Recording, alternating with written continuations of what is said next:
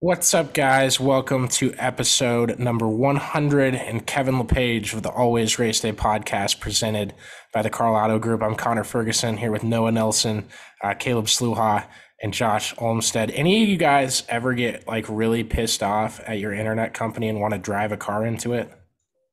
Very much so. Yeah, Always. okay. All right. I would never advise that anyone listening to the podcast does this, but don't do it with a personal car if you're going to do it. Go to the Karl Auto Group, get a car. It'll be much harder for anyone to trace you, and it will be clean. So if you need something of that nature, go get it done, and hopefully you'll get some justice for all of us.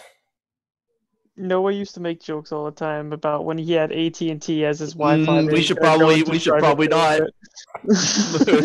I don't think any AT&T execs are listening to this, but I know Karl Auto Group people do, and I appreciate how much they do for the site and for the podcast, and allow me to say their name each and every week on here because they're the best damn, what am I trying to say? Car distributor? Why can't I think of the word? Dealership. I was going to say car warehouse was the next one that came to mind. I was going to find my way to Bruh. it would have been 10 Let's minutes. call it a car oasis, man. Car paradise. They're the best car island in the state of Iowa, and I love them for that. So what do you say? What do you guys want to start with? Yeah, I don't know, Mr. Host, man. Yeah, that's true. It is my show. I pull the strings around this place.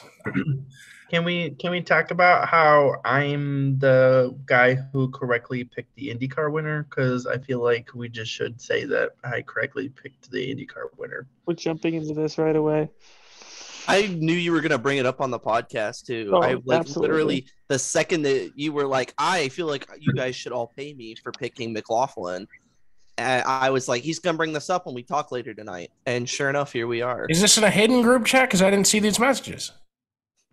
No, No, it was on the last podcast. Oh, I forgot who everyone picked because we don't write them down. Once we get a tangible point system and start keeping track. IndyCar Pick'em series. Yeah, and no, I mean for everything that we do, and then That's true. Because then I mean you can't say oh, I suck at picking this, so I'm not going to pick that one because you'll be really good at picking something else. Then you guys are going to be in trouble because one year I got all my friends to do a NASCAR fantasy thing, and I won, and then they all cried and stopped playing. That's fair. Well, if you pick Sammy Swindell to win the Chili Bowl, that's where we'll get you back. Even though I still think he could wheel. He could do it. Caleb should have just doubled down because with his statement, because McLaughlin was plus 700 to win today, so $10 could have won you 70. That's a whole lot of Culvers there, Caleb. Whole lot of cheese curds, my friend.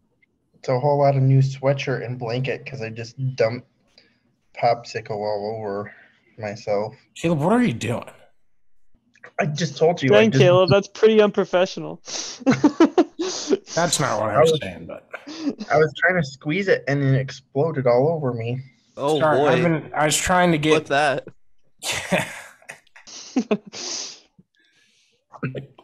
Anywho, doesn't help that I was mumbling in the background. I'm trying to get the Bruins. I'm trying to get the Bruins Game 7 up on my phone and the website I'm doing it through.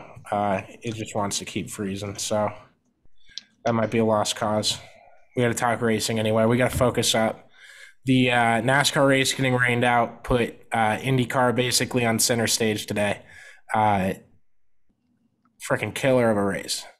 Four races into the season, they've had 4 bangers.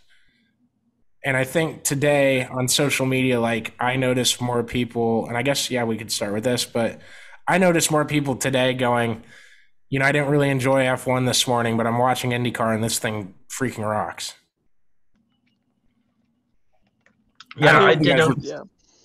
I did notice there was a big push of hey, all the NASCAR race rained out. It was a lot of IndyCar fans that were like, okay, the NASCAR race rained out.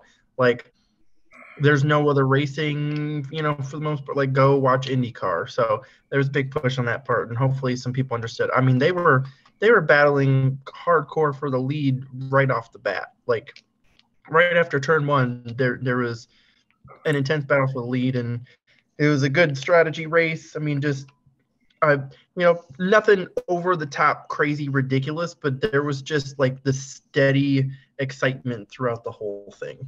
Yeah, it was great. Did you want to? I guess I got a couple of things. Did you want to talk about?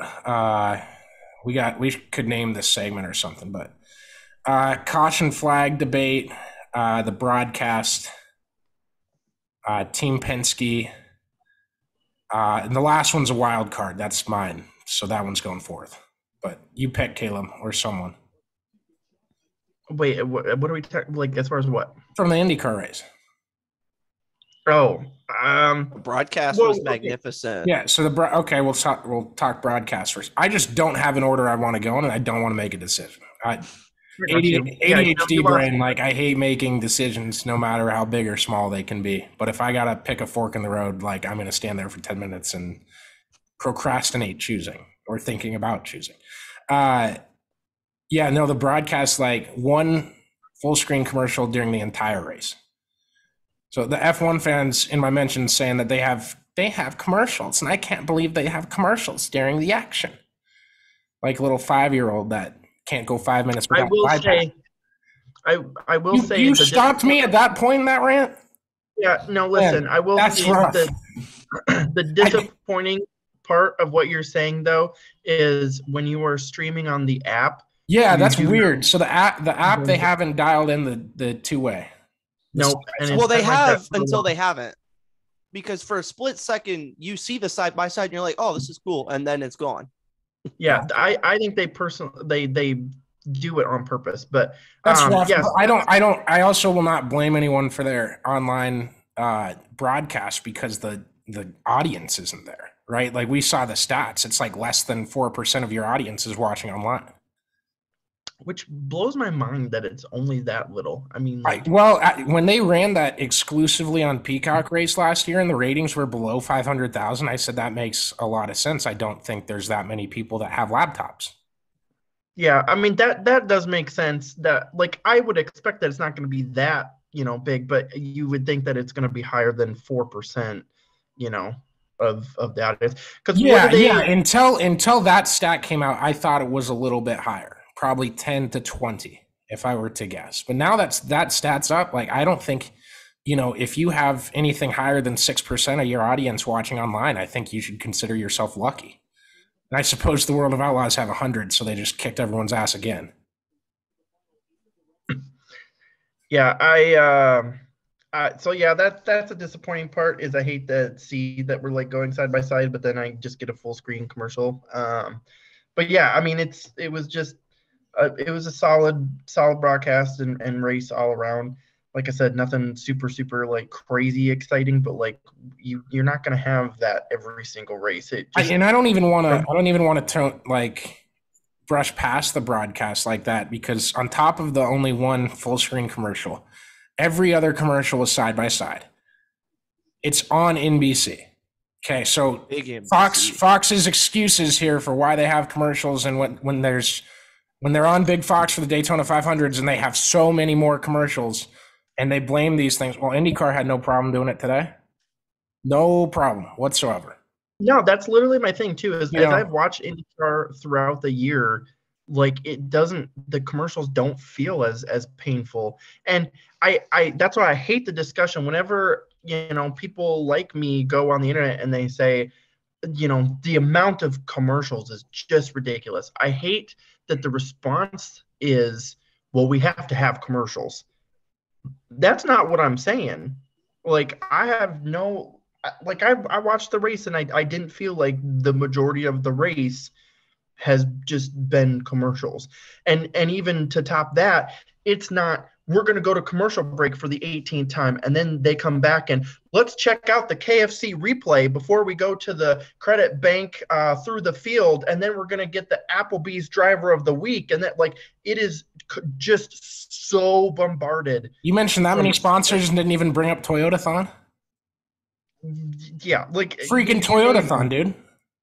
But it's like it's never. So then it's like, okay, it seems like the commercials are longer. They seem more frequent.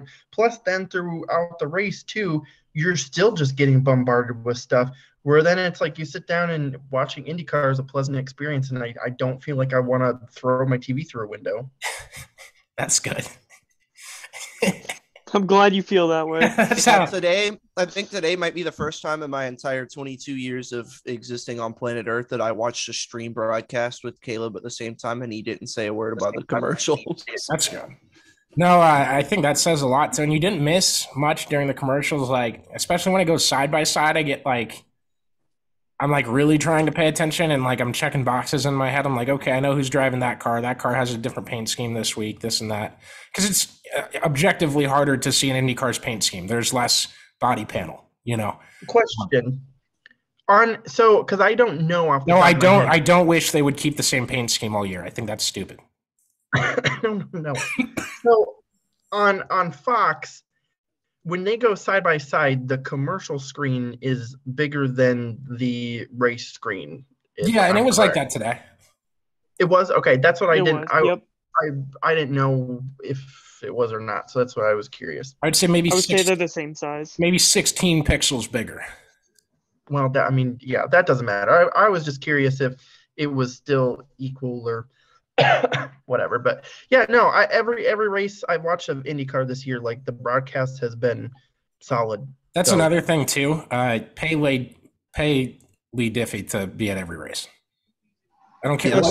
What's he asking? What's he asking? Pay him. No, Pay him. you don't understand. I don't even need to hear another fact. Pay him. The dude, there was almost a pass for the lead, and he goes, "I'm sorry, Marty, shut up," and just starts talking about the pass. He said it in Lee Diffie's nicer rhetoric than what I have. Oh yeah, but and that's fair because that's the important thing. Like that's stuff we want to see, and I don't understand how Fox hasn't gotten some of these like basic principles on top of the glaring issues. Like I think that you notice those issues, like that wouldn't even be noticeable to me like in a factor as a broadcast if it wasn't a big storyline this year.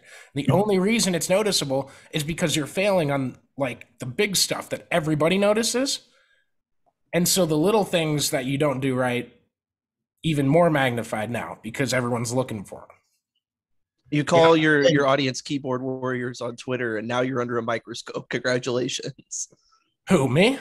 No, Fox. Yeah. The way that he went about it was just not. Oh, okay. I know the conversation you're talking about. But no, Lee Diffie, it's not about money because then he can't commentate high school track and college pickleball. I've watched like 5 minutes of his collegiate track broadcast once. He's good at everything. He does Supercross too. He does it all. Yeah, like it's insane. NASCAR fans took him for granted when he was filling in that. I didn't. Years ago. No, you didn't. I know you didn't. I love that man. Yeah, he's something else. Sometimes I have to mute him on the broadcast so I don't get too excited. Oh, geez. He's hey really yo, awesome. Got a good voice, man. Good voice. Yeah, it is. It's just. So about lap 40 something.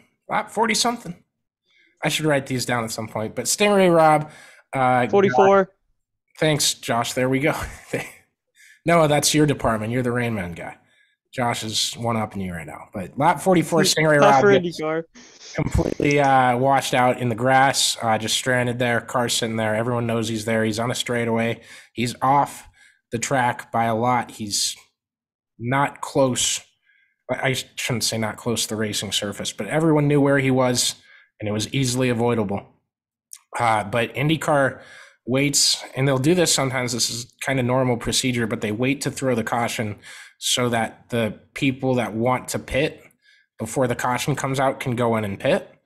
I was curious if you guys don't like that, if you want it to be on a case-by-case basis or not, and where you landed on that debate. 'Cause, I mean, I can see it both ways. I don't think I have a real definitive answer because of that debate we had a few weeks ago that I was saying, like, it's probably better that you keep everything case by case. But especially with cautions like that, where it's like, well, we're going to have to stop this race because there's one car out in the grass just stuck. And it's not blocking anything, but we got to go get it. And so they're going to have to throw the yellow so they give teams an opportunity to pit, but there's no real caution, right? I mean, what? Oh, no, go ahead. We're probably going to say I the same just thing. think it is like a case by case basis. Obviously, like if he's in a spot where it's like, okay, we know, he's kind of sitting in a spot of the track where people frequently go off track or, whatever, that's the case. The reason that I don't like it is because, in a sense, you're saying, okay, this guy is a safety issue, so therefore we have to pause the race to go get him because it's a safety issue to have him sit out there. But it's not a safety issue yet, ? Like it's like, this is a problem, therefore we need to stop, pause the race and go get him, but also like it's not that big of a problem. So if there was one guy stranded in the grass during the Daytona 500, stranded in turns 1 and 2 with 1 lap to go, would you throw the yellow? If he's in 1 and 2, where's the rest of the field? They're coming around. It's so hard, man. Like that, and that's the thing. I mean, I applaud IndyCar on, because then you get into this fine area of, okay, he sits for a little bit, and some guys are pitting, but then, let's say Rinus VeeKay is just about to come in the pits, and the yellow comes out, and then you get like, well, are they, trying to make it so that Rinus VeeKay wins this race? Like you get some of that because, that. Then they shove the standings in your face and go, "Are you fucking stupid?" Sorry, I shouldn't cuss that early in the broadcast. He's having a rough start. He's like 18th. It has not been good. Just an example, but that's how, they're taking themselves out of, even having a chance of being blamed for rigging the races, because they're, not going to say, okay, as so-and-so's coming to pit road, let's call the caution, like it just. And I want to say no one had pitted yet. Nobody had came into pit for that. They had. No, for the 3 stoppers? Yes. Newgarden did. Newgarden was a part of that, and there's one other car. Yes. Okay. Well, so here's what we don't know. We don't know if it. So he pitted before the broadcast pointed it out. So it's possible that he was there, and that's why Newgarden pitted, and then the broadcast showed it. We don't know for sure. In the order that it was shown to the viewers was Newgarden pitted, and then after they showed that he was in the grass. So was that when Newgarden was slowing down? Fuck, man. That happened the whole race, man. That was right when McLaughlin passed him. Yeah, okay. Pitted. In the other 2, was it Rosenquist and Rossi? Same team's car. It was one of the McLarens. It wasn't both. Yeah, but yeah. I want to say it was Rossi. Yeah, okay. I remember that. Okay. I don't know why I was merging those 2 things together. Huh. Oh, well. Yeah, I just, there's a lot of people that were like really up in arms about that. And I don't know, it didn't really rub me the wrong way or anything. It's just how they've done it. And I'm not saying that's why it's right or anything like that. It just wasn't a massive deal to me. But I do think, like, especially at road courses, if you had that, you're creating another layer of excitement, and you're also creating another line of strategy you can go to. And they've been really trying to educate the fans on strategy this year, and I wonder if that's part of it too, that they want to make sure to keep it on track and stuff like that. Does that make sense? Yeah, like they put the pit windows up on the screen for what everyone was doing a couple of times throughout the race. I thought that was great. I want more of that.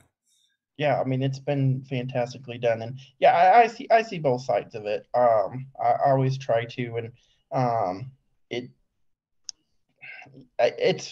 it's fine. It's one of those things that, like, it's fine until it's not. Like the time that we have somebody come off that corner spin and hit him while he's sitting there, then like it's not going to be okay. But the good thing about the IndyCar field is, like, I don't know who's going to do that this year because there really isn't anyone that doesn't deserve to be in one of those cars. Like Devlin DeFrancesco is last place in the standings. I was just gonna tell you, there's one particular guy who rides a scooter around Iowa Speedway that you might Hey, he's there. make an argument for. He's all good. If Daniel Ricciardo wanted to come in and you gave it to Devlin, then yeah, I would probably tell you that you've made the wrong decision. But Devlin he's in the car. He's good. Your boy finished one spot better than I expected him to today, so that was good. Who are you talking about? I got a lot of boys. It's those milkshakes. They bring the boys to the yard. Oh man, that guy that you is it Devlin or no, the guy that you think should be in a spot of IndyCar someday. Is this bingo baiting? Is this what I'm witnessing? Yeah, I think it might be. No, it's not. I just literally I want you to know that today I was literally like towards the beginning of the race, I was like, I bet Graham Rahal's in like 18th. And then I look and he was in 18th. And I was like, and then he finished 17th. Hey, he'll figure it out. Ohio State football's had some bad seasons. Graham's no secret to him. He'll figure it out. He's had bad starts that he's replicated and turned around before. The Indy 500 is coming up. He's very good there. Maybe he wins it. Maybe Connor Daly wins it. I would love to see Connor Daly win. I know those are my two picks right now. Dude, I don't think they have. Man, I hope they have more speed than what they got right now. I know that's the you hope that they've put a lot in their Indy packages because Christian Lundgaard was the only one who could make a Ray Hall Letterman car go fast today. So. Well, I was talking about Daly. Yeah, Daly has been off to a rough start. Daly got punched off the track by Graham Rahal today. He tweeted about it. He's very vocal about it on Twitter. Yeah. Did he reply more? I wouldn't say very. He just sent out one tweet. I don't know if he replied to it. I think they interviewed him too. Fact check this. Yeah, that's the other thing about the broadcast. They interviewed like half the field. Mm-hmm. It's not literally, let's get first, second, and then Chase Elliott, and then we're off channel. I will say that is better than first, second, and whoever finished third just because they're third instead of the guy who's mad and deserves to be, and we need an explanation of why he did this. Like we never get like the good stories and stuff anymore. Like it's so frustrating. I think that the IndyCar broadcast itself should be the standard for all motorsports broadcasts. Yeah, I agree. Especially because everyone talks about the F1 broadcasts and they just sit there and lose their shit over the smallest stuff, and you don't know what's big or not because they're just screaming. They're like, "Oh my god! Oh my! He says he's overheating. He might not be though." And like half a lap later, like they're still screaming and the car's fine. I feel like IndyCar broadcasts balance the excitement factor that comes with just the natural course of a race, and also trying to inform and educate the viewers so that they are not only excited, but that they understand what's going on. Yeah, I agree. I would agree with that a lot. So Scott McLaughlin becomes the fourth different winner, first four races, second Team Penske winner this season for IndyCar. Great day for Team Penske. Will Powers seemed very confident in his interview after the race. I'm going to read a lot into that. I thought Will had more in it to challenge for the win today, but I guess those red tires just fall off real quick, and I think he just hit a wall. Yeah, he did say that. Will's speed wasn't the fastest at the beginning of the race either, so I think they still have a little bit of work to do. I think it's kind of time to hit the panic button if you're Joseph Newgarden. What? Yeah. That's hyperbolic. No kidding. I'm going to get Joseph. I'm going to do all I can to get Joseph Bad take. to yell at him. I mean, okay, like let's put this comment up against all the other ones. Let's see. There's 4 winners out of the 27 driver field, and Joseph Newgarden is 25% of them.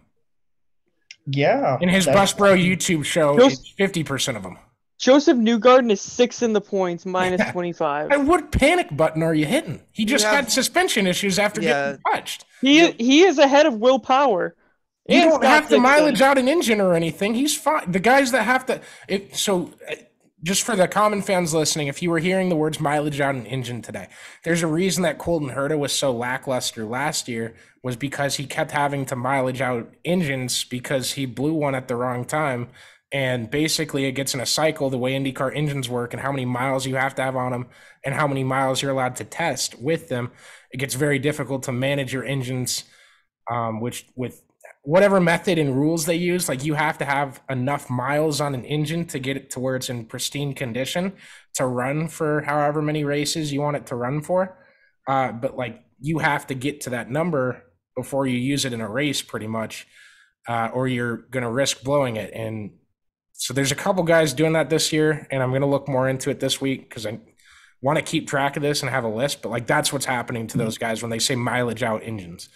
But Caleb, please explain why Joseph should hit the panic button. Did you see him shirtless during the 100 Days to Indy show? I mean, that guy has the least amount of panic of anyone in the world. Handsome Squidward. He has no reason to panic. Yeah, literally handsome Squidward. Well, I don't even get a chance to say why. So, like, is it because he didn't tan well? Like, is this it? Caleb, you froze again. Go. I get to say why now? Sorry, go ahead.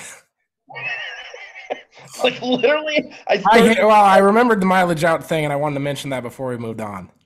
I started, everybody jumped down my throat, but then wouldn't let me explain. Because it was a really bad take. Yes. You don't know that. Go ahead.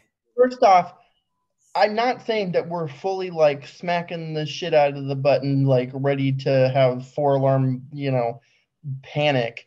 But his last race wasn't that great. This race wasn't that great. And, yeah, he had the suspension issues, but, like, he was doing fine for the first half of the race with said issues, and then all of a sudden you're 15th. Like, I don't, like it's possible, I guess, but he just hasn't had the speed the last couple weeks, and if they can't figure it out on the street courses and the road courses, you're going to be in trouble for the championship. I would contend that you can run top 15 at every other track and either win or podium every oval and win the title. I don't think you can. It is. I didn't say finish 15th. I just said top 15. Yeah, but like it. You definitely can. All of those positions include 1st through 15th. I would wager that you can. Yes, but it's the IndyCar Championship is usually so tight when it comes down to it that like you can't just be having these 15th place finishes. Well, do you remember it last year? Because Joseph Newgarden would have won if his car didn't break with 25 to go at Iowa. Yeah. Oh man, he would have won the entire championship. Right. The Astor Cup, which should be bigger than the Indy 500, but it's not. But it's okay. Oh boy. It's just that shouldn't be a hot take. Like, also Joseph Newgarden should not be hitting the panic button. I feel like I'm being punked on my own show. That's what's happening right here. No, and I didn't like. I feel crazy. I think it's time to start like thinking about it. I'm not saying like you're absolutely ready to go full panic mode, but like if you can't perform at these street courses and road courses, I mean, it's not like from what we've seen, it's not like he's like 5th, 6th, and I'm saying, oh no, there's trouble in paradise. Like if he's going to get finishes outside of the top 10 at street courses and road courses, like then you're not going to have a shot. I think if you would have started with Trouble in Paradise, we could have met in the middle a lot better. No, but boy. It's all mechanical. Like it's out of his hands. I agree. So Josh, did you see Nick Yeoman's tweet that he called during the race today that he thought, Joseph Newgarden's going to win this race easily? I did see that. Yeah, let's put some things into perspective too. What was his mechanical deal last race then? No, he was running fourth last race, and the tires fell off. He finished ninth. So he got a top 10. Yes, That's in crazy. He also led a Pete, quarter of the he blew race. his motor. I want to see Caleb coaching Devlin DiFrancesco and comparing his bad days to Joseph Newgarden's. We know that one's not going to win the championship. So, I mean, One's not? he could. They both could. It's a competitive series. Things happen. If Joseph Newgarden's this bad mechanically, as you say, I don't see how he's going to win the title. And okay, so Newgarden this year, his finishes are 17th first, 9th, and then he finished like 15th today, right? 15th today. Yes. Okay, that's pretty respectable, objectively. With two mechanical issues in a off-sequence strategy. Last season, his first 4 races were 16th, first, and 14th. That's what it is. Caleb's hurt on the win pace. Last year, he had 2 wins at this point. This year, only 1. Some are saying that Newgarden might need to retire soon. He has actually led more laps this season at this point than he did at this point last year. It's the most deceiving stat in sports. It's the Ryan Blaney stat. Yes. yeah. Leading laps doesn't get you any points. Not anymore. Not But it shows that NASCAR. he's running up front. I know. Which I'm not going against you. Yeah, that's just the proof that's the performance right there. I'm probably overdriving. I'm probably overdriving the Hummer on making fun of Caleb is what I'm doing. It was just like a complete blindside take, so we had to take advantage of it. Especially since Joseph Newgarden's his guy. Joseph's my guy. He gives the best quotes in the entire sport.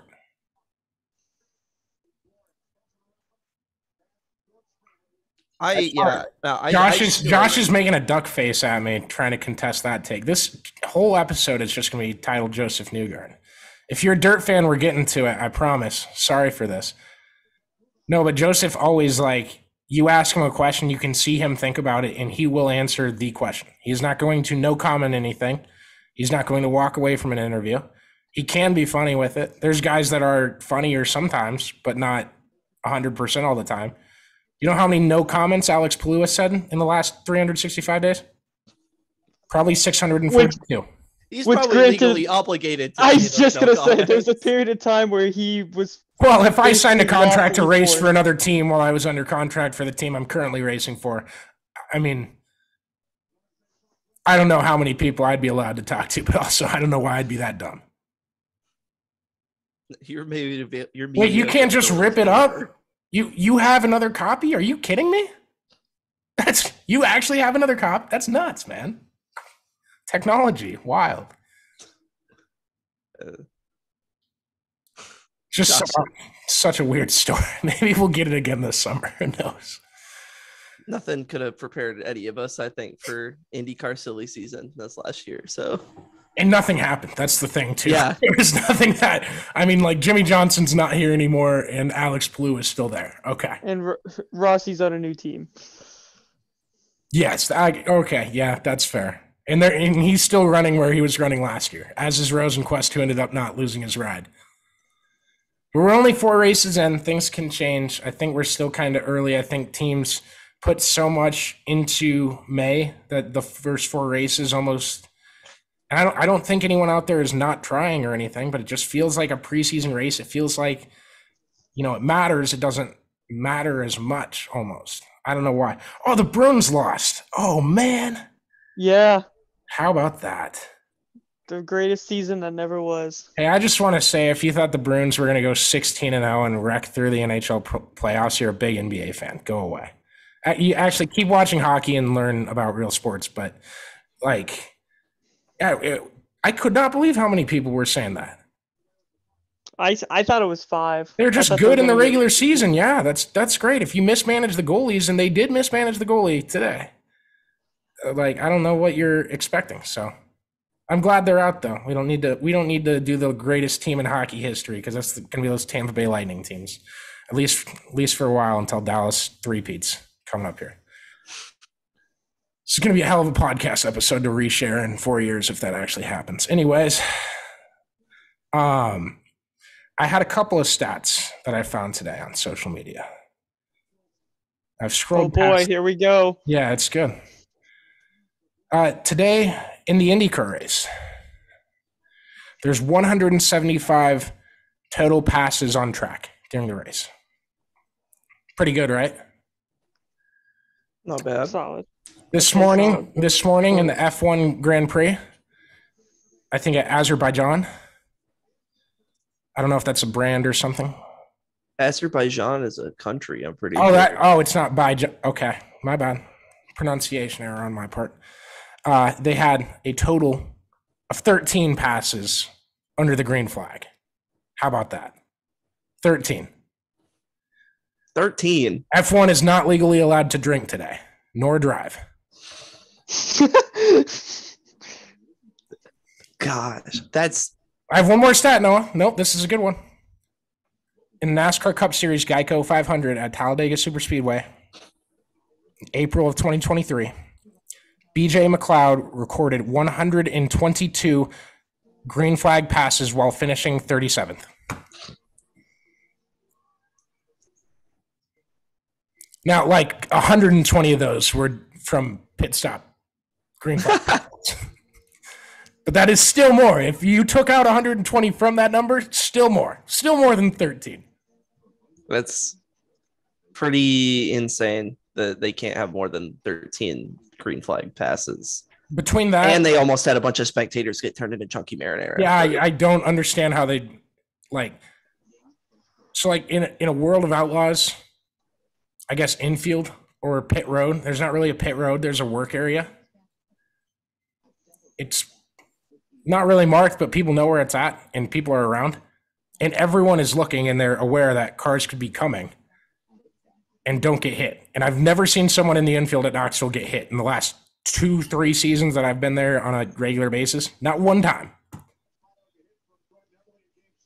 And they had 17 people standing on pit road just waiting for a car to come, I guess. It was bizarre. Not even just at pit road, but like the entrance to pit road. Yeah, it was like they were walking out that way. Yeah, it was like they opened the crossing gate and they were letting everybody go. Like, and maybe today was a big day in the history of the F1 IndyCar NASCAR saga type thing, or the Drive to Survive fad or boom, I suppose. Because 13 passes in the entire race.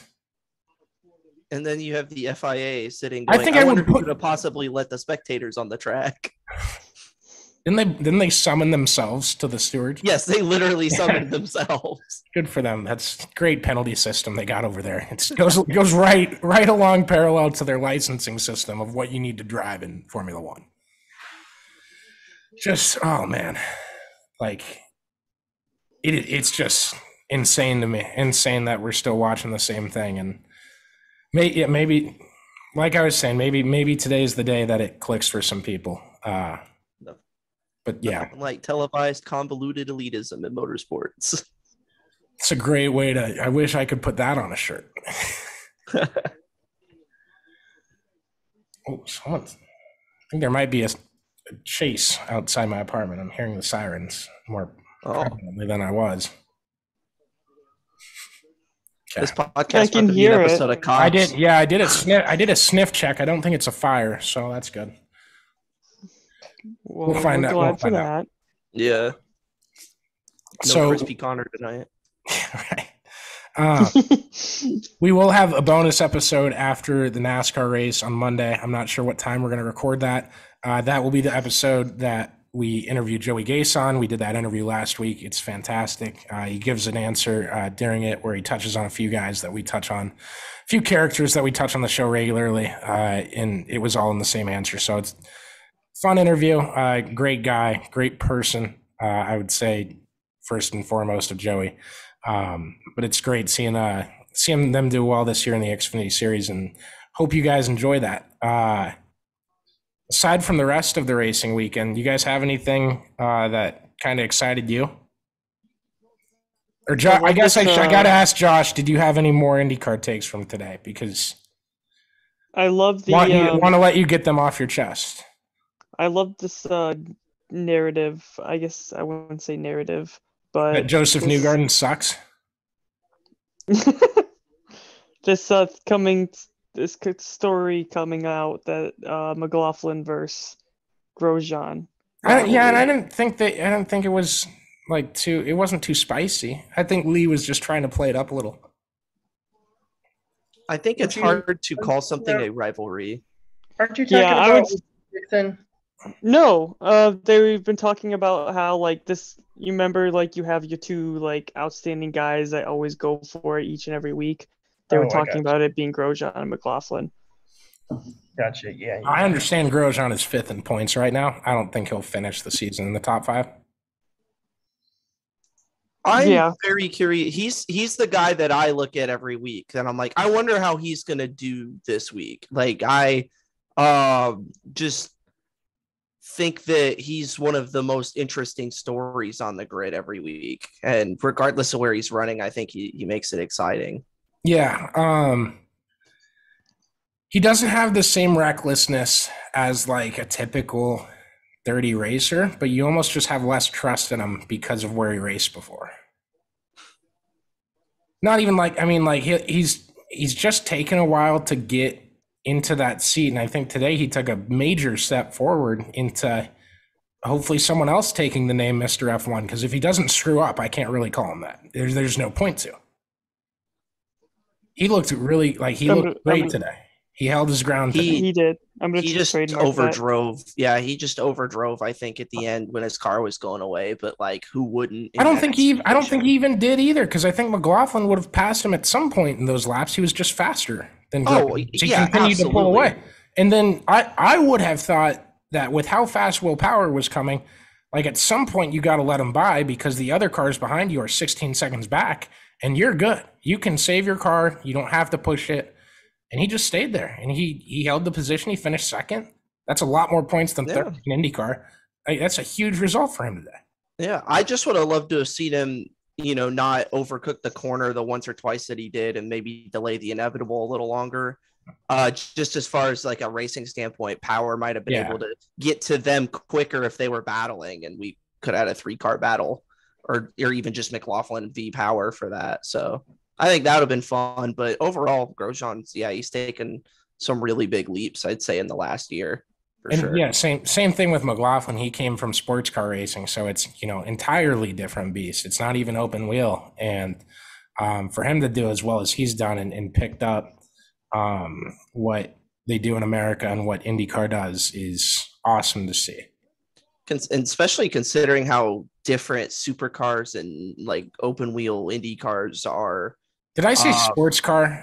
And I'm talking about supercars. Yeah, supercars. I'm sorry. Yes. My bad if I offended anybody. Not F1 fans. Don't worry. I took that and ran with it. But no, the difference between supercars and Indy cars is so great. And he came in and he was awesome last year, but it looks like he's possibly the guy this year so far.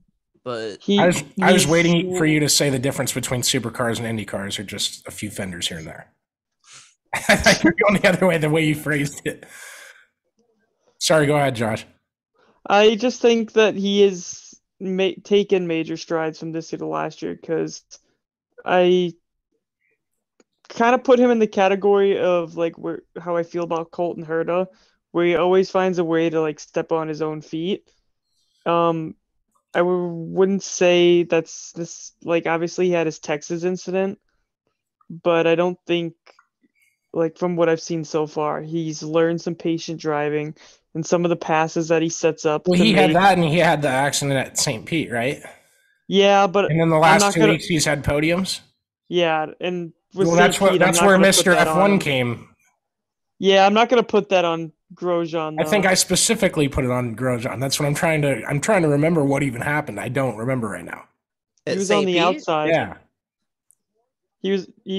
McLaughlin was coming off pit road on cold tires. They got side by side going into the next turn, and McLaughlin basically locked it up. Well, that's probably why. Yeah, that's where the rivalry talk comes. It's just that they've raced each other close twice. Yeah, every week they happen to find each other. Yeah, and McLaughlin always at the front. Yeah, and McLaughlin didn't seem too pissed at Grosjean.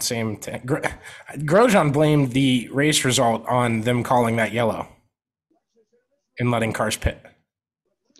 Yeah, but he blamed the whole thing on that. And then he kind of brushed it off like he didn't, and then he mentioned it again later. And I'm like, man, it's not the FIA. They're not that dumb. They don't shoulder the blame for results here. I mean, it definitely favored the 3-stop cars, but in the end, because it happened on lap 44. If it happens on lap 60, then it favors the 2-stop guys. Yeah, but even with it favoring the 3-stop strategy, they all kind of blended together, like finish-wise. Like you had guys that did 3 stops kind of in the middle, and then you have guys that were on the 3-stop that obviously won the race, finished third, and then throughout the field you had your 2-stoppers. It does make me wonder. So I guess they've never had a race go fully green at Barber. So I wonder if this field could go caution-free there next year. I do legitimately think this is the best IndyCar field of our lifetimes. There's a lot of talent there. And there's not any anchors in the field that don't belong there. And the only yellow was literally, I'm assuming, a mechanical issue. Is a Rick Ware car. Yeah. Rick Ware gonna Rick Ware. Don't matter what the series is. It's my guy Stingray Rob. It was almost better when I didn't know that his parents named him that because they like Corvettes. And I thought that like his dad's side of the family was Ray and his mom's side was Rob. That would have been. I thought his last name was Ray Rob. And his first name was just Sting. I don't know. It's a weird name no matter which way you look at it. If I was going to name a kid Stingray, I'd make it one word. But I'm not telling them how to name their children. That dude has a cool name. Yes, absolutely. When I went to Iowa Speedway last year, it's probably the second Indy Lights race I ever watched in my lifetime. And I heard Stingray Rob on the PA and I said, no way. That's awesome. I always like watching the Indy Lights cars there because it's not really an interesting product. You just see who can hold the wheel steady enough. It was a good race. It was fun to watch the one last year. I think you're right. Yeah. Because they got going for the lead. Yeah, they got going for the lead, and the one got put in the wall. Do you think the 2-seater or the Indy Lights? We gotta start calling them Indy Next or Indy Next. It's Indy Next, isn't it? Yeah. Damn branding. I don't. Anyway, the Indy Next without the E. Do you think those cars are faster? The 2-seater at Iowa.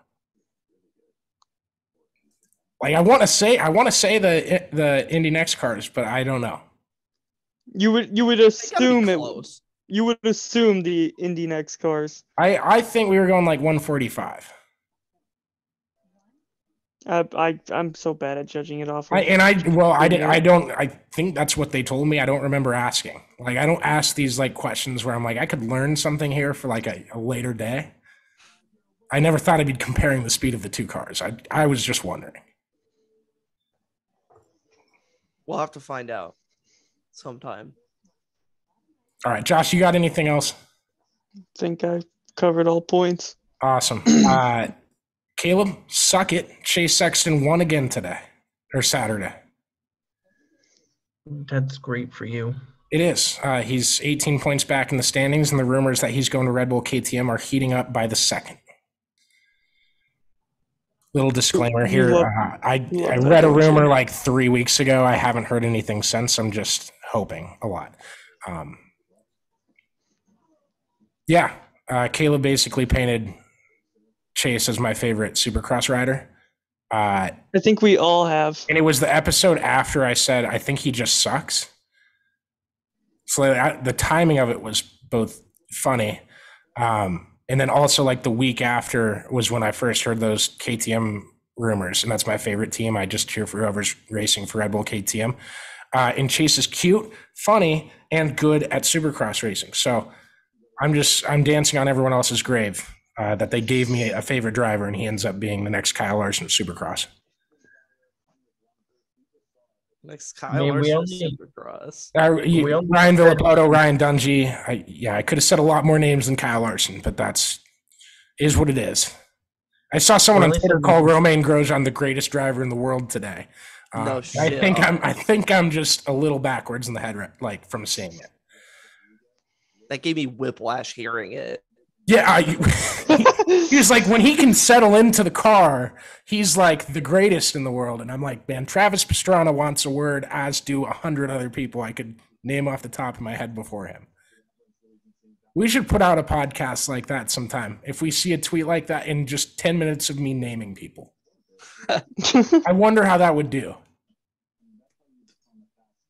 I feel like, yeah, Grosjean is a versatile driver and he could be fast at anything he jumps in, but to be one of the best drivers of motorsports at the highest levels like IndyCar and F1 and all that, you kind of have to just be fast. I think one of the requirements should be IndyCar win or Knoxville Nationals.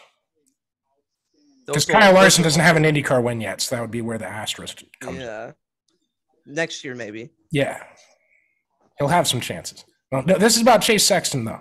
Yes. He's not out of it yet. It's very improbable that he'll come back. How many races are left? 2. Ooh. 3 points separate first and second, and I think it's either 3 or 4 back to third. But, I mean, you basically need Tomac to have a really bad race one of the next 2 weeks and Chase to keep winning. I was just going to ask you if it was Tomac or Webb that was the points leader. Well, Webb went to the hospital. That's so that's right. bad. That's and right. Barsha left the race early too, and he's 4th in points. Supercross, tough sport, very physically demanding, very physically difficult. The motocross season is coming up. They're trying to bring these 2 series together and have all the racers race them. But if you want to race those 3 playoff races at the end of the year, and those courses are going to be way harder than anything they're used to because it's combining the sports basically. You need guys to be healthy, and guys go in the hospital and stuff like that. 2 of them in the same day too, like that. That sucks. I don't know what they'll do about that. Supercross has just always been a sport that's very hard on guys' bodies, and like that season when they got back from COVID and they were racing so much, so many like days in a week. It was like there's not going to be any stars left by the end of the season because they're all going to wreck. The only guy who didn't wreck was Eli Tomac. Yeah, I mean, that's just one of those sports that, like, you can try to make safety measures, but it's like some things are just unavoidable with that sport. I mean, they're probably the most vulnerable next to MotoGP. So yeah, that's a good comparison. That's exactly what I was thinking about too. It's MotoGP. It's just maybe like specifically motorcycle racers in the NHRA. I would throw them out there. Oh yeah. There's just certain sports that are always going to be just dangerous, and you can do everything you can, right? But your margin for error is significantly lower in a lot of places. So on the danger ratings, I would say it goes like 1 or like tie for first those 3 motorcycle sports. Then like number 2 is like summer league basketball. That's what all the NBA people tell me. So we don't want them playing extra basketball. They could get hurt. Could really twist an ankle. But yet they have load management all year round. Yeah, well, the third most tough one is regular season NBA basketball. A lot of guys, lower body injuries. I had something. I lost it. Lost my train of thought. You got me riled up about load management. Sorry. It was about Supercross, or are we moving on? It was along the categories, but if I can't remember, it probably wasn't important. Oh, yeah. I was going to say that you could essentially just put them in bubble wrap, and it's still going to be probably the most dangerous sport. That was what you forgot? Yes. I was like, it was something with the safety, and I was like, what can we do to make it safer, but like it's still going to always be dangerous? That's right. Bubble wrap the driver. You need your solution. You're good. Go. It's not a solution. Your solution to safety is bubble wrap. This is my turn for the bingo card of Connor's crazy race idea. This is mine. What you need is the Speed Racer thing where when you crash, it like launches you in the air and a circle of bubble wrap comes around you and you bounce down the racing surface. Exactly. They do have those where like you wear the vests and as soon as you like hit the ground, it's an airbag. So maybe that's what. Yeah, for MotoGP. If you ever see a video of one of those, send it to me. I'll have to find one.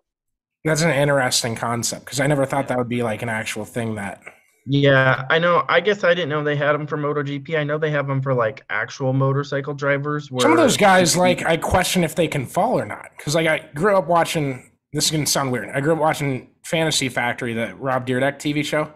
Oh yeah. And, like, skateboarders and stuff, and Travis Pastrana, and, like, knowing when to bail and how to fall is, like, a massive part of those sports. And some MotoGP guys, because the only time I watch it is when I see a video on Twitter of what is undoubtedly, anytime you see a MotoGP highlight, it's a big wreck, which we can talk about if that's an issue. Like, it's a problem, but it's not, because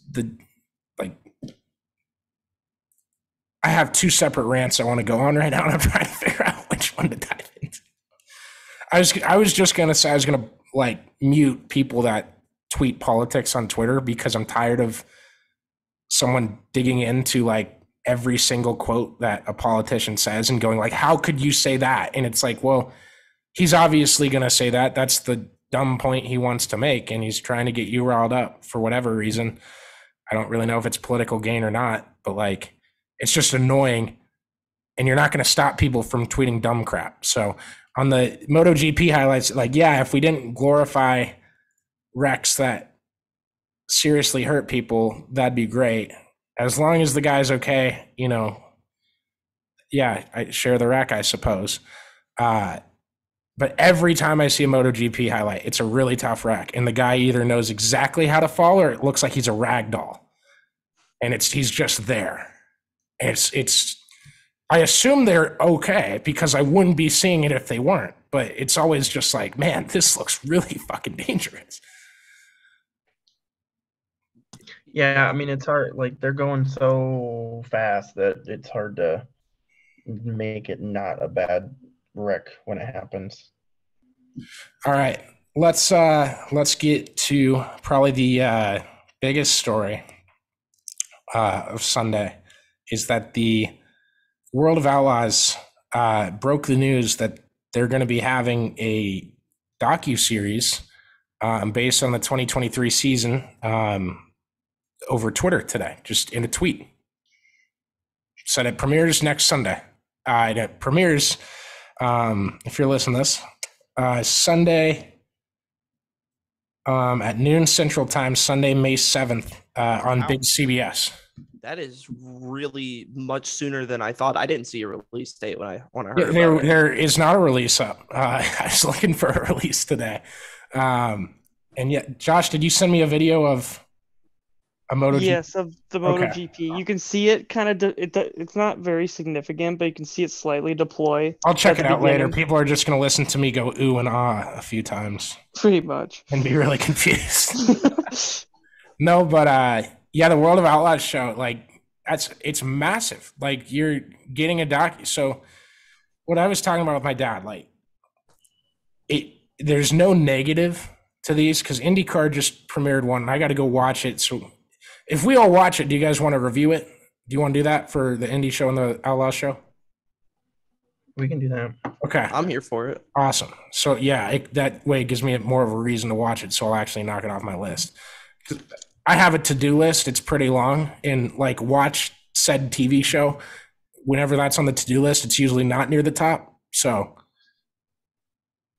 prepare for podcast can go along with that. I can do two things at once. Look at me being productive. But like, what a huge deal for them to get. And I think it's bigger than the IndyCar show is, just because of like how many people know what the World of Outlaws is, how many people know that it's the best sprint car series in the country, and that the All-Star Circuit of Champions is actually not quite as good as the World of Outlaws. You know, what is the understanding for the public knowledge? And having a show on CBS that details what goes on in the series is really, really big, and I didn't even know it was in the works. I think it'll go a long way as far as introducing a lot of people in the mainstream to World of Outlaws racing, and I think that's pretty cool. Hopefully it just kicks enough ass that people are like, you got to watch Tiger King, but it's the World of Outlaws documentary. Like, that'd be... What a comparison! I'm not going to use Drive to Survive. But yeah, like everyone was watching Tiger King. Like let's get on it. Everyone, you need to see the World of Outlaws documentary. I can't even put words together after hearing that. Like, I'm baffled. I actually never watched Tiger King either, is the funny thing. But What? No, it's not mainstream. Okay. No, it's fair. I get it, because when a ton of people are watching a show and I haven't watched it yet, like I have less motivation to watch it because I don't know what you're talking about and you're having the conversation now. So unless I watched an entire season in the next 5 minutes, then I still wouldn't get it. So I guess I just won't watch it and hope you're not talking about it the next time I see you. Exactly. I don't know. I'm weird like that. But the first comment on one of the Facebook groups we posted that article to was FCBS. And dirt fans just find a way to turn everything negative sometimes. And that's vocal minority, some dude on Facebook. I don't know why you would hate CBS. I don't know what CBS has done. Like, they've just delivered a fantastic basketball theme song, which will be played at my funeral.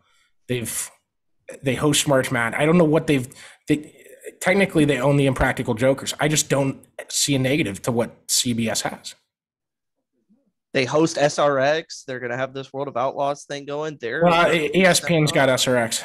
Oh, they do? Yeah, this year they do. TV deal change. Damn. Yeah, because of the Thursday Night Thunder. Yeah.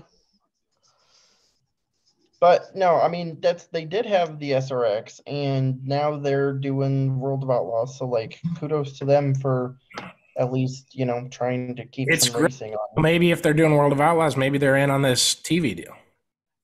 That'd be cool. It would explain why there was some newfound money in the talks, in the negotiating, and why that we've moved on from the TV deal to the charter system. It is really funny because the TV deal was supposed to be the main thing of that argument, and it's moved into the charter system. But I've also just moved the World of Outlaws segment into NASCAR, and someone's going to get pissed off by that. I sincerely apologize. That was not my intention.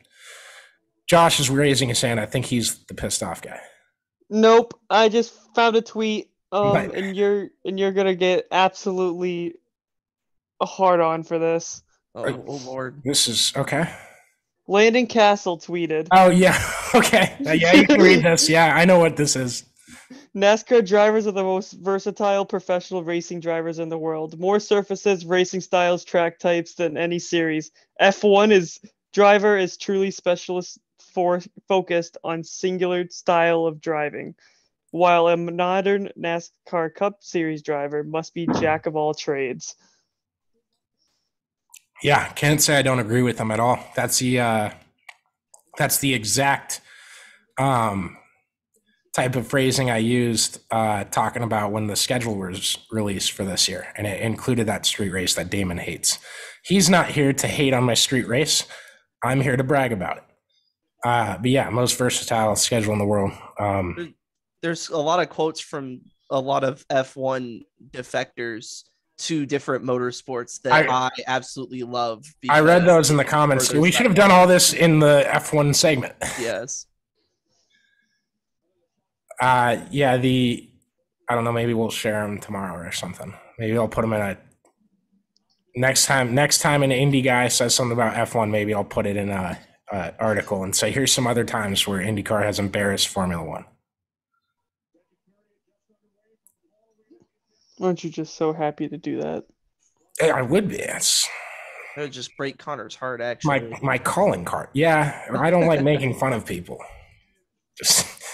Just one particular group. Understandable. No, this documentary is going to be shown on CBS. I don't know how many episodes it's going to be. Unfortunately, I reached out to a few people. I don't have much information on it other than the first episode is an hour long. It is going to be shown Sunday on CBS, and the title of it is The Good, the Young, and the Dirty. That's the title of the documentary. So I would have just called it World of Outlaws, but I don't. What do I know? Full strategy, Con. Let's see how it plays out. I mean, this is a good little market test as well, because what we kind of talk about, like, hey, get a video game. You need to have a video game. Get kids interested in the sport that way. Get a video game. Well, the World of Outlaws has one. IndyCar and NASCAR don't right now. Go get a Netflix show. Yeah. Adapting to today's generation. Grow the sport, by putting yourself in as many different spots as you can. I think you can't hurt yourself at all by having a video game and by having a documentary and just getting as many eyes on your product as you possibly can. Hey, sorry, I just stopped talking. I think the cops are at my neighbor's door. Oh, this is going to be an episode of Cops now. I'm here for this. They've been banging on the door for a while. Damn. You should pop your head out and be like, can I help you?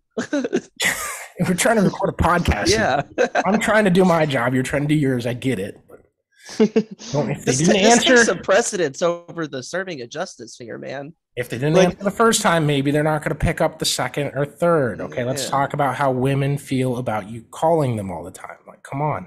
Maybe instead of knocking on the door at this ungodly hour of 9:38 p.m., you just go with the forcible entry if they're not going to answer, man.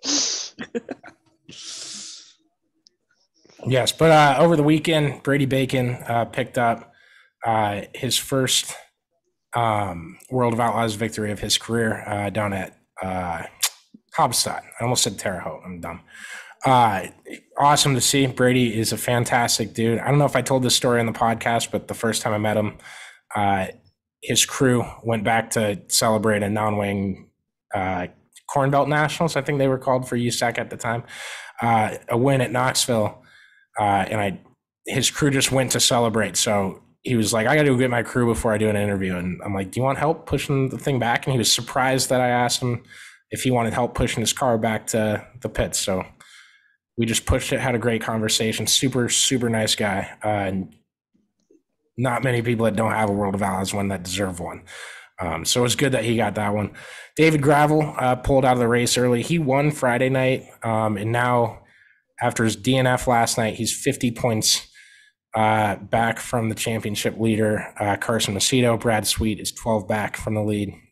And then Parker Price Miller got disqualified from the race. If you didn't hear what that was about, Parker said Hunter Schoenberg, he got disqualified for bumping someone apparently under yellow. It was Hunter Schoenberg who he bumped.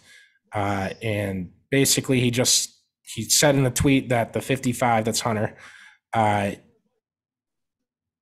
he got into Parker and about 3 other cars, so he was just letting him know it. And he seemed to be fine and dandy with their decision and all that stuff. And they still scored him 22nd, even though he got disqualified, so I would think that would relegate you to last. But it was a weird broadcast moment because we didn't see a replay of it. There wasn't any camera angle of it, and they just said it over the broadcast because by the time they made the decision, got it relayed to the announcer, Johnny Gibson, they were about to restart the race. So he just said, like, yeah, he has been disqualified tonight and they're going green.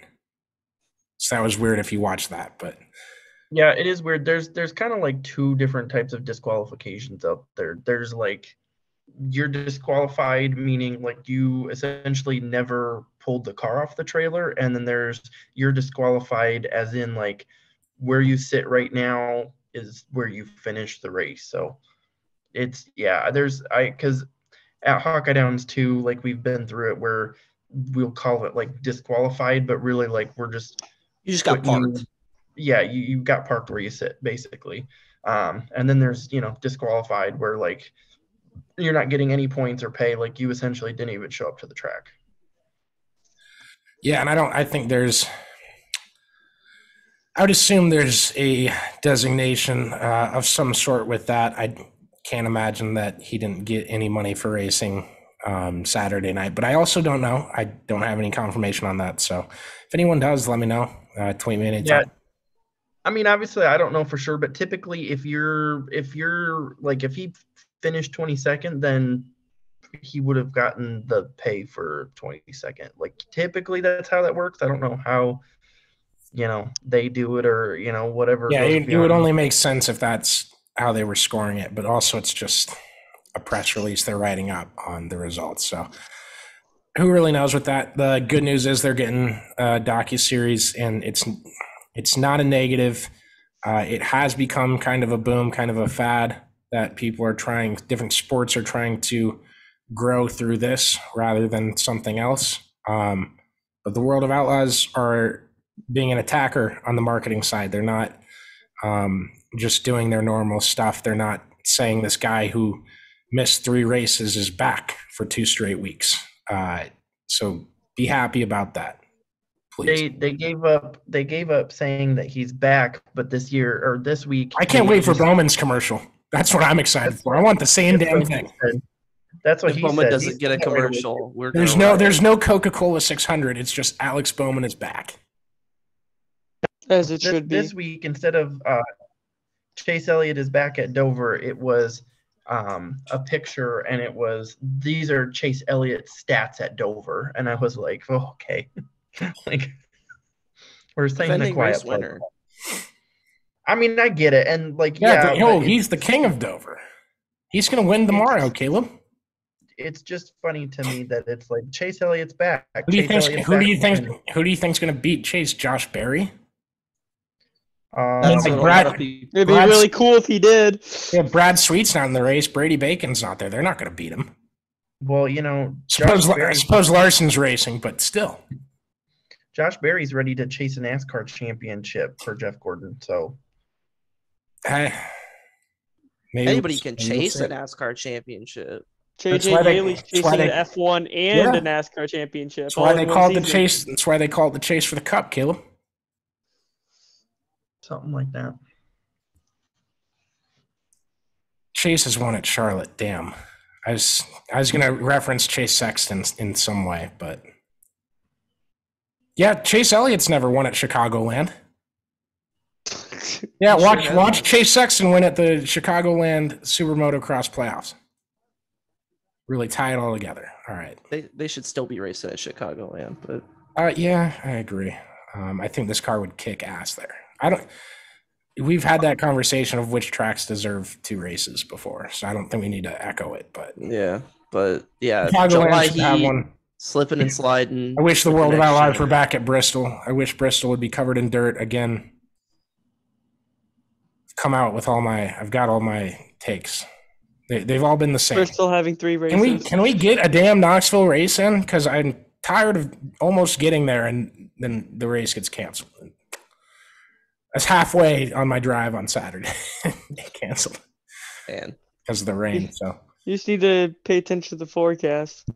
Well, it was going to be kind of cold, but it was going to be warmer than the last 2 weeks. And the rain was supposed to not be, like, the time of the rain was not very long. So it has to be pretty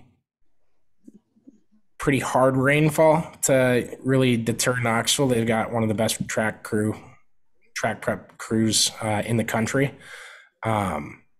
So you're kind of just like thinking, yeah, they'll figure out a way, they'll make it. But the cold weather really, like, I've not met a sprint car driver that doesn't really despise cold weather races. They're very hard on equipment. In the sport, like with COVID and the supply chain and everything like that, this is kind of a long conversation, but it kind of, screwed everything up in getting parts and getting pieces for your cars. So like races like that, they're coming at a very high expense. So that's, that probably had parts reasons why they didn't race at Bristol again this year. But Bristol Dirt still delivered a Chevy Silverado race. So that kicked ass. Get the Ford Rangers out. Yeah. You should have used that. Yeah. Oh, man. You guys have anything else for tonight? Nope. I think I'll get Caleb. Have you changed your mind? I mean, I'm afraid to say otherwise. If I was going to compare your take to the World of Outlaws, just to get some more in here for those people, since Damon's not here on this episode, I would say that David Gravel is Joseph Newgarden. He's third in the points, 50 points out. That's 25 positions with 60 races to go. He's got the most wins this year with 4. And Caleb is here to say that, maybe he might not have it this year. Panic button. Hit the panic button. That's what it was. I would just like to take these 5 precious seconds that I'm spending right now to manifest a Ryan Blaney win tomorrow. At Dover? He's starting P3, man. It's not, No practice. Qualifying was Half right now. practice. Exactly. He's on the same footing as everybody else. I need it to happen. I need it. And both RFK cars are starting top 5, and that's pretty cool. I don't expect Blaney to be care how it 8th by happened. lap 20. I don't care how it happened. I'm just glad it's happening. It has been since Landon Castle's racing for Joe Nemechek that I've paid attention to qualifying in NASCAR. I'm not joking. I still watch it and I look at it, and it doesn't matter a lot of the time. Well, the last couple of years, you really didn't need to pay attention because it wasn't happening at all. No, that's what I mean. That's why start stats are really weird to me. I'm like, why are you referencing where he started a race? Okay. Not you specifically. Yeah, no, not in that conversation. I just, it's easier to pass 2 cars in front of you than 22. So yeah, if you got to hold him off for 398 more laps, though, that's where we really get. Yeah, I'm just manifesting it. Okay, I just want it to happen for my own selfish reasons. Do you got a future on Blaney, or are you a Blaney fan? Oh no, I'm a Blaney fan. I didn't know if it was all the great acting he did in the Kevin James Netflix series. Oh yeah, come on, that's what sold me, man. I was pissed off. That ended on a cliffhanger, and my dad and I are freaking furious about it. I remember when that car was a sponsor for. They changed the car number and everything too. For the Kevin James Netflix series, they had the fake sponsor. I want to say Sorensen drove the car. Is the 74? I forget. I think it was 2018 or 2019, somewhere in there. I don't remember exactly. Didn't even know that was going on. Yeah, it was before I was I think that was before I watched Netflix on a regular basis. Yeah, no, it was. Because I don't even have my own login in there. I'm logged into someone's Netflix from 3 years ago. Don't even know who it is.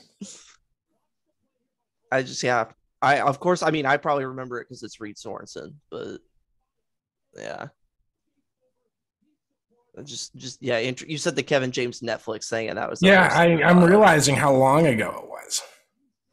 It doesn't feel like that long ago. It feels like 3 weeks ago. Yeah, it was 3 years. It could have been that. Yeah. No, but are you talking about the Spire car? Yes. Thank you. Yes. That's what I couldn't remember who he was driving for when that happened. So it was Spire it's before Spire was Spire. Yeah, it was back when they were at Boat Anchor instead of Great Value. So at the time, Kendra Jacobs was still promoting at Knoxville, and we didn't really see any. No one really knew what Spire Motorsports was, and then this Corey LaJoy guy is coming up, and Kendra took a job with Flo at some point, and she's not promoting the Knoxville Nationals anymore. And they had this new guy come in for a little bit, and he was decked out in Spire Motorsports polos every week. And everyone's kind of like, who's this guy? I think they kind of called him Mr. NASCAR because he was from Charlotte. So I'm not sure any background on this or anything like that. I'm not saying he did a poor job or nothing. But that was people around Knoxville were figuring out who Spire was in the process, because after that, when they did Bristol Dirt, they had the Knoxville Truck Race was the primary sponsor for one of the dirt trucks. I guess NASCAR trucks racing on dirt. Wouldn't it be funny though if somebody on this podcast did have some insight into that man? I have some insight, but I wouldn't I've said all I need to say about him. I'm not saying he ever did a bad job or anything. Do you want to know where he's going to be located on Friday, May 5th? Is this the same guy? Yes. So he is now the head. Oh, you were talking about you. Yes, I'm talking about You me. can't do that to me like this, especially when my mind is so backwards today. I thought you were I was a telling little me like, confused, not gonna lie. come on, Connor, just say he sucks. I thought knew that's what you were Caleb was doing, trying and to it's do. like I'm not trying to say that. No, I'm telling you that I have some background into this guy. So yeah, what you said is true. Like Cool. I'll shake his hand for a second time. I'm gonna get up there Friday.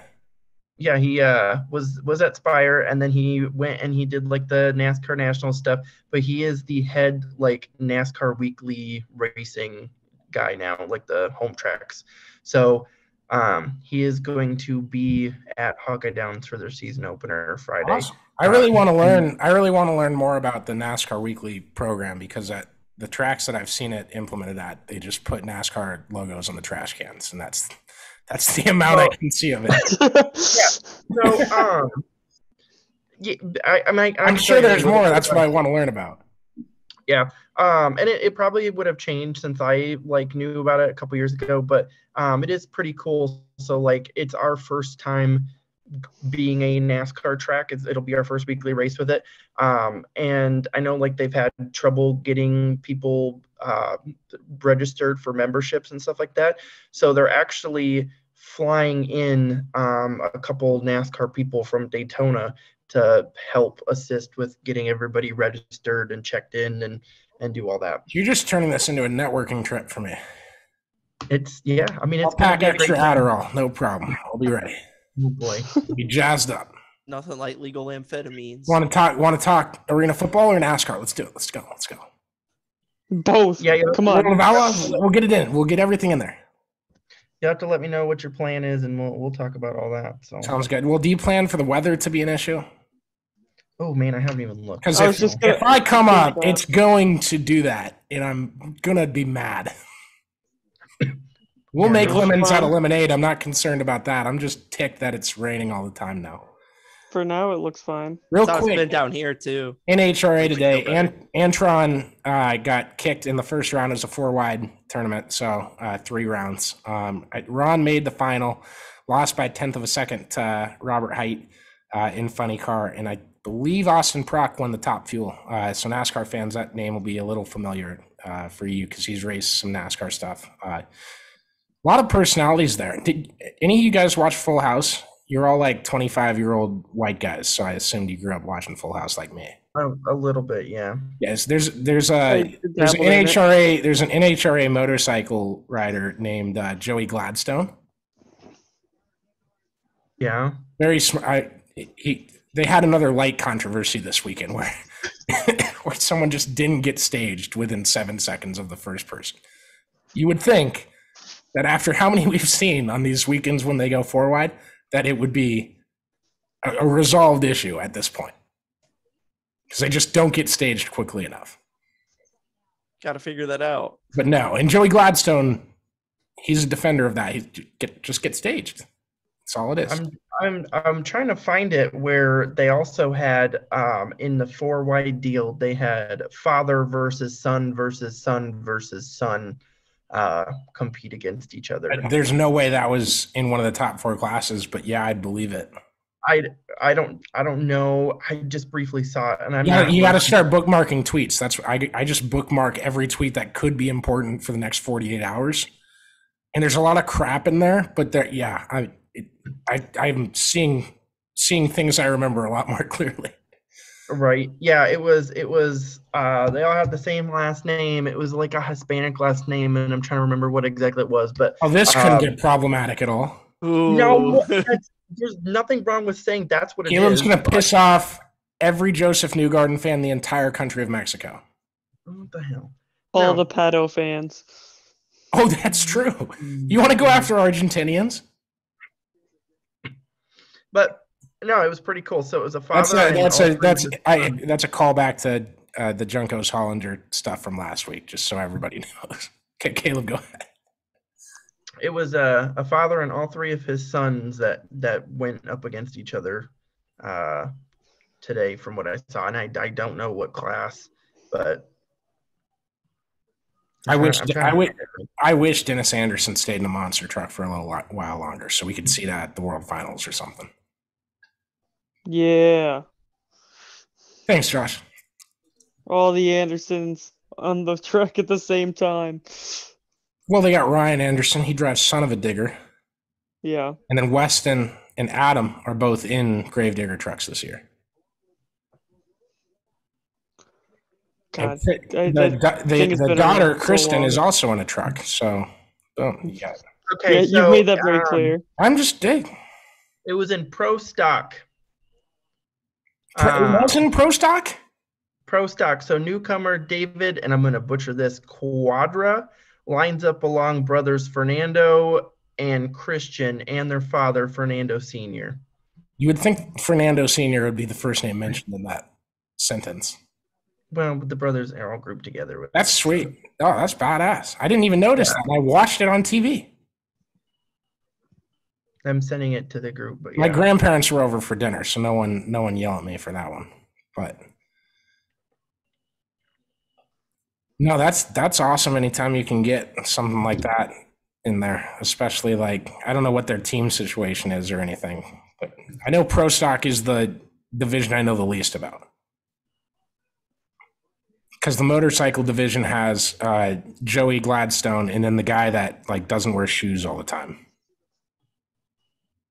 What? Yeah, he's just like, he's great.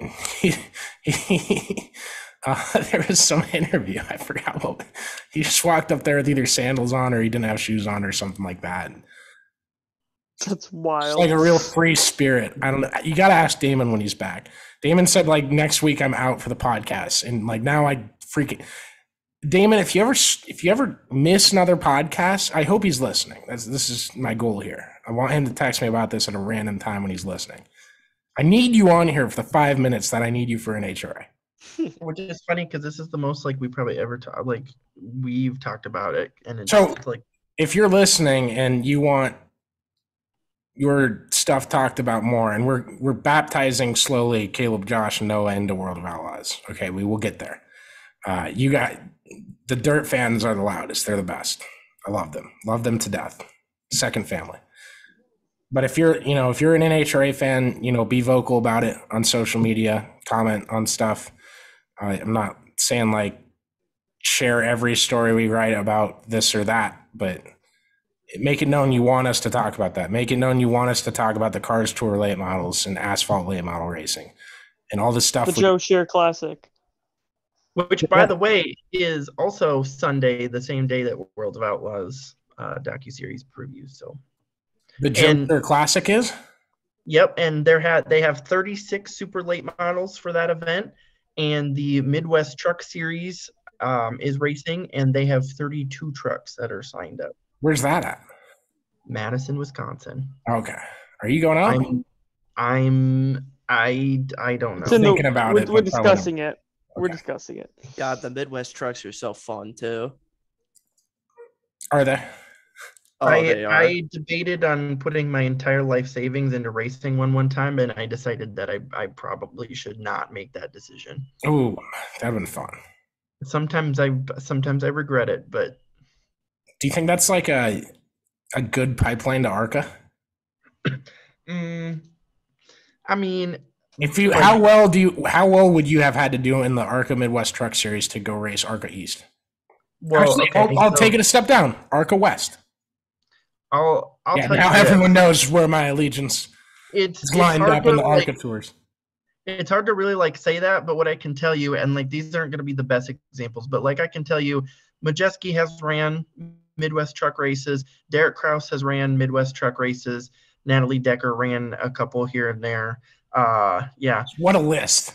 Luke Fenhouse has ran those, but those guys also ran super, so it's hard to but Derek Kraus did start in the trucks, and I will say too, it's gonna be, I'm gonna throw you a name that you have no idea, but I don't know if you've heard of Gabe Sommers, but Gabe Sommers won his first Midwest truck race at Hawkeye Downs when he was 13 years old. Yeah, there's a Sommers in dirt late models.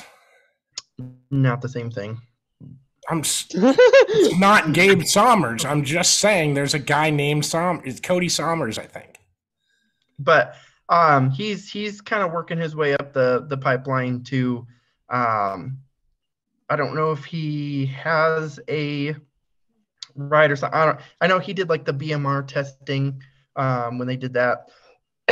So it's not like He had a lot of Rowdy Energy sponsorship. I just wanted like the viewpoint. I mean, so in your series like that, the only way you're getting out of it and going straight up like that is to win a lot of races. So assuming they race like what? How many races do they run? 20?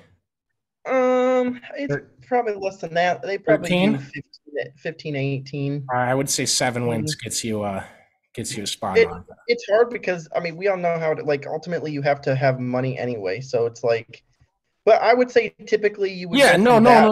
I would stop you right there and say that's the entire issue, because when I was talking to Glenn on the phone during like 2/3 of the Stars Game 6 playoff game against Minnesota, where they walked into the XL Energy Center and ended the Minnesota Wild season in front of all their fans in heartbreaking fashion.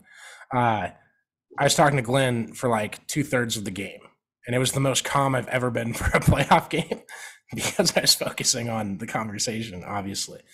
But we were talking about guys that have had contracts with Toyota and stuff and didn't end up in the Toyota pipeline in NASCAR, and how difficult that was. And the biggest part of that is the money you're supposed to be bringing.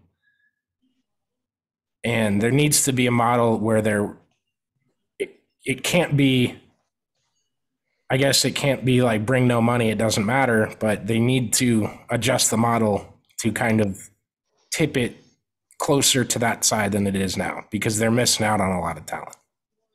Right. Which well, and that's so I feel like Sommers is right there though too, because he's got Quick Trip sponsorship and DeKalb as his two like major sponsors. What is DeKalb? Why do I know DeKalb?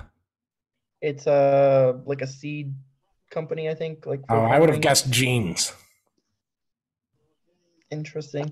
But yeah, I mean, so like it's cool. They named it their last name, man. It's not like it's the Karl Auto Group. You know what they're selling. It's you've got some like small family teams that race the Midwest Truck Series, but then you've got, you know, some of the bigger guys, and I would say from there then you go to like super late models, and you know go that route. I still remember last year when we went to La Crosse in October and Majeski won that truck race and got booed in La Crosse because of the win that he took, or the person he took the win away from. Yeah, it was like the one race that he ran for that whole schedule in a brand new truck, and he was the fastest truck. He had to come from the back like once at least. I don't remember if he had to come back a second time even. It is funny when people get mad that like someone came and ran a race and just beat it. That was like the Midwestern local short track equivalent of bushwhacking, and he passed Danielle Bain with like a lap or two to go, and the entire crowd booed him in La Crosse, Wisconsin, which I just thought was insane considering he gets booed there frequently, unfortunately. I mean, those are the stories I love, because that's happened at this is a fun one to tell, I guess, but Terry McCarl won at Knoxville, and there was 3 or 4 really drunk fans in the stands just cussing him out, and you could hear it from Victory Lane, and he had started his interview already. And I swear Terry tacked on 4 minutes to his interview just to agonize these people, booing him and yelling cuss words and screaming and stuff. And this is after, you guys got to understand, there's like a lot of, I mean, I didn't seem like they were next to a bunch of families, but these guys are just yelling that they hate Terry McCarl and he's a POS and this and that, and you know, the whole 9 yards. And he just keeps thanking me, and he's like, and you know what else, like the track crew here, like they're just, the Duncans do the best job and they're fantastic. I love stuff like that, just the little things that kind of like that's just like really funny to me. You could throw a one-liner and like talk crap to them, but like it's almost like doing that is like even funnier to me, because it's not everyone notices that, and all you're doing is sitting there saying nice things about everybody else. Right. Yeah, there's always stories like that are so good. And the funny part is, so like that Danielle Bain, 2 years ago when Josh and I went up there. We go and we sit down and for the Midwest Truck Night, and there's like 8 people in blue shirts sitting in front of us, and we realize as the night's going on that they're all Danielle Bain, this female driver, her friends and family. So of course, you're kind of rooting for her just because, her family's sitting there, and they all seem like pretty chill people and everything like that. And then, so that was fun. We kind of talked to them, and I think like one of them had like a Dubuque t-shirt or something, like there was some connection in there. So we were like chatting with them and blah, blah, blah. And it was funny because then the next year, on that truck race, we go and we take our seats in a complete different spot than where we sat the previous year. And all of her family came and sat right next to us again. And so it was like just kind of like a cool thing. And were they there last year? I don't remember. Yeah, they were there because that was the year before was just me and Josh. So yeah, they were there for just my the truck first race. year. And then I was gonna say this has been a 3-year thing. So 2020 was when. So I guess it would have been 2 years ago then at that point. I forgot that. Yeah, I've gone twice now. Thank you.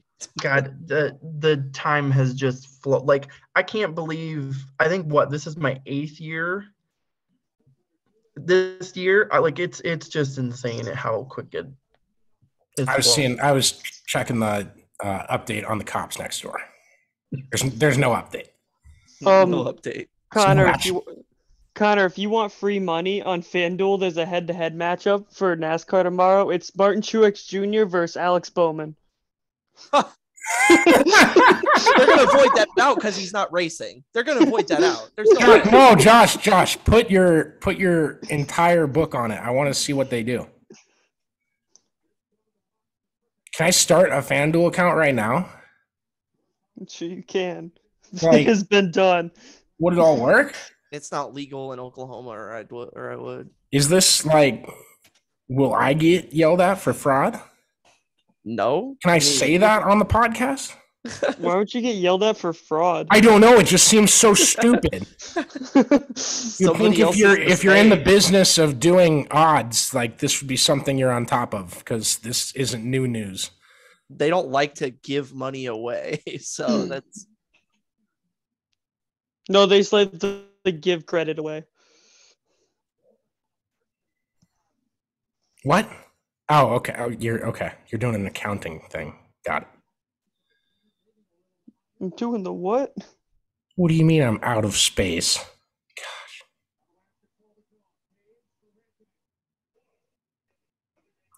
Okay, hold on. I'm uninstalling stuff. I'm sorry. This podcast has been lackluster when it comes to new things to talk about. Blame Mother Nature partially.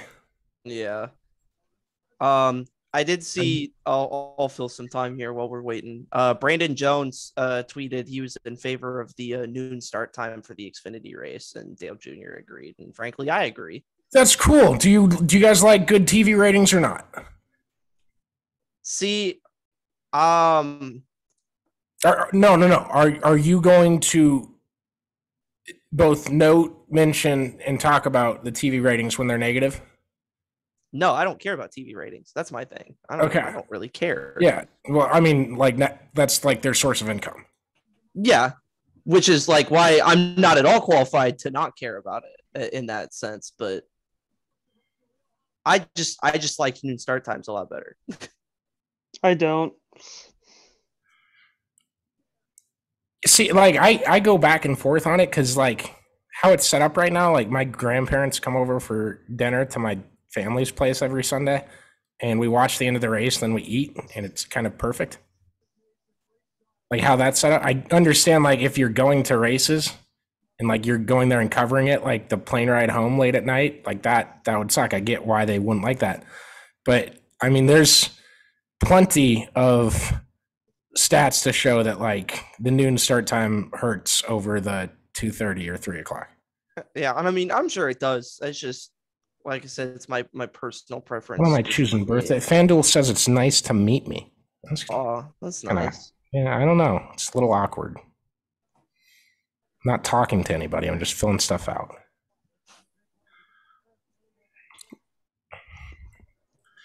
Gonna put my parents' address in here so they don't come looking for me. Also pretty cool that Makes Ryan sense. Truex got his first career Xfinity win. I thought that was fun. Oh, thank you for actually saying that, because that Yeah, I was, realized we hadn't covered that at all, actually. Along with James Finch. there's a lot of also first is. career wins, and yeah, Jake Finch. Yes. There you go. And he's been racing for a while, right? Sorta, kind of, sorta. He's like 16 years old. I have one on my other email. Whatever. I mean, Oh, Jake Finch won in a 5-car race. that was more than a 5-car race. There's like 15 there. Did they exit the? Well, I turned it on. Or I didn't turn it on because I didn't know there was an ARCA race, sadly. But I looked at the ARCA not the Midwest. Oh, this is bad. This is bad for the listeners because I have to restart my form submission here. Oh my god. And I saw the final restart, and there were legit like 5 cars left. So I don't know what happened to the other 10, but there were 5 Perhaps to Jake cars Finch left. for winning it. I hope NASCAR puts some money into. Oh shoot. Then log in. Okay, can I use that address then? So let me ask you guys this then, since Truex went out and beat the crap out of everybody and won Dover. What do you guys think this does for his chances of getting a full-time ride anywhere next year? I could see him being for like the Sam Hunt team. I could see him going to Joe Gibbs. Part of me wonders if he now this is extremely far-fetched, and obviously there are more people that I would say are qualified to take over that car. If Martin Truex Jr. is sitting here thinking, oh, that'd be cool, you know, to have my little brother take over my car when I retire. Not that that's going to happen. Like, I think Nemechek and Sammy Smith are obviously the two top prospects in the JGR. All right, FanDuel sucks, man.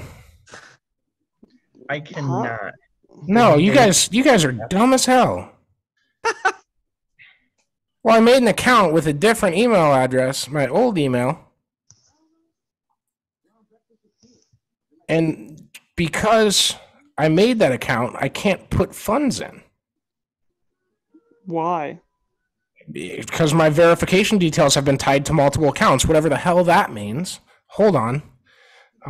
Security concerns. I don't care. It's my old email address. It would not make me mad if someone was in there.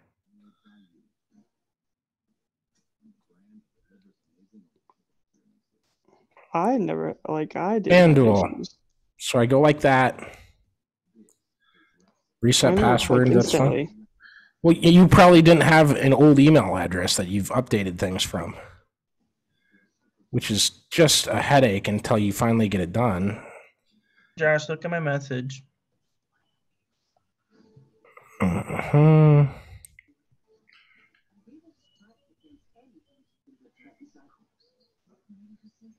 Correct.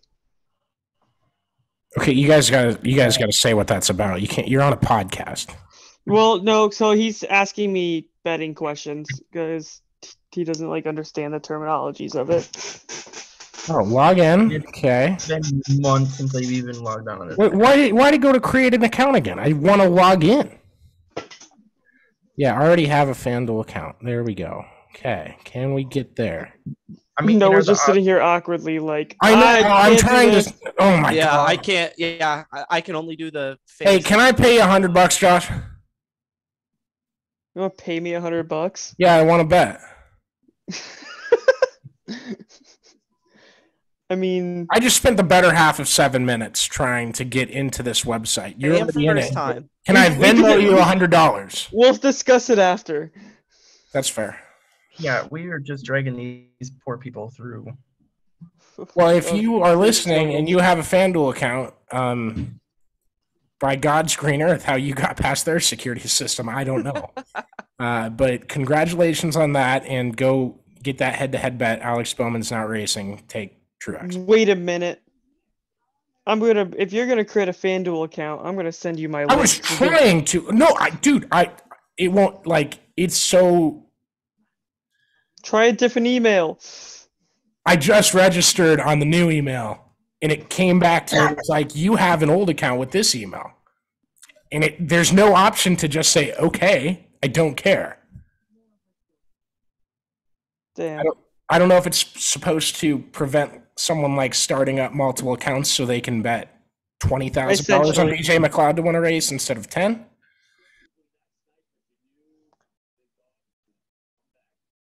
Damn, I should have jumped all over it. I could have got us both a free $50. Is it not on there? Oh, you're saying, okay, gotcha. Yeah, because I'm still sending it to now you. I'm going to have to use a different email address. Oh, here, I got it, Josh. Fool around with it later. Join Sportsbook. Have the app.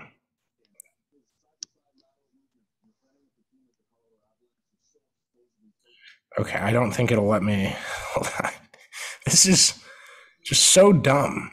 Because for me, like, I had to link, like, some, like, personal information to it. So, like, that way that one person couldn't link that, like, your identity with multiple accounts. This is a podcast listener's torture chamber right now. Oh, here we go. Details previously registered. Unfortunately, our records show that your verification details are attached to more than one account. I don't care. Why can't you just let me give you money so I can get my money back? That's what I don't understand. Oh shit, my phone's. Oh, here we go. There's the email I got. There's just a big add funds button, so I hit that. Sorry if you guys just heard my cat. I heard that. Yeah, she like freaked out all of a sudden.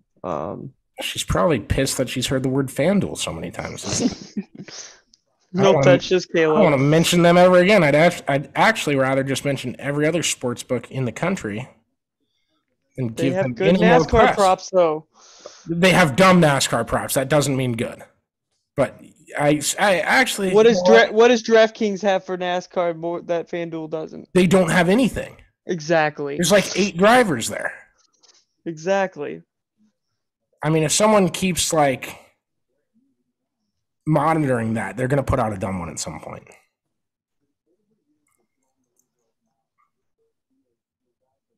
Yeah, just won't let me add money to it, so.